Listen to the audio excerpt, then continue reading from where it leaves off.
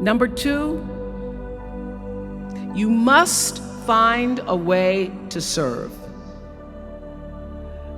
Martin Luther King said that not everybody can be famous, but everybody can be great because greatness is determined by service.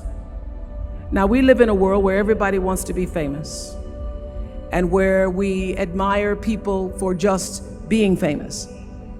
We think being known brings us value. The truth is, all of that will fade in time.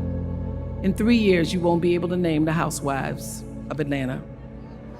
The real truth is that service and significance, service and the significance that you bring to your service is that which is lasting. So to be able to, whatever your occupation or job or talent or gift is, our honorees today getting doctorate degrees, to apparently opposite fields, HIV and AIDS and the spoken word. But what they have in common is service, using the spoken word in service to community and the world. Using your knowledge and information about HIV and AIDS and medicine in service to the world. And if you look at all the most successful people in the world, whether they know it or not, they have that paradigm of service. Everybody's talking about Mark Zuckerberg and the IPO. Service. Jay-Z rapping. Service. Through the word, to people, through song.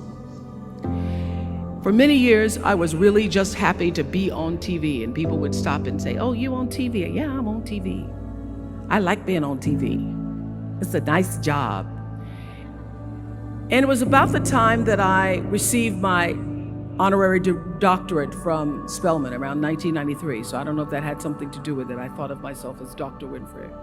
That I went back and I took a long look at what it was I was doing on TV and made a decision that I was no longer going to just be on TV, but I was going to use TV as a platform, as a force for good, and not be used by TV. And I will tell you, my decision to make that significant change in the way I operated on television, using television as a service, changed my career exponentially.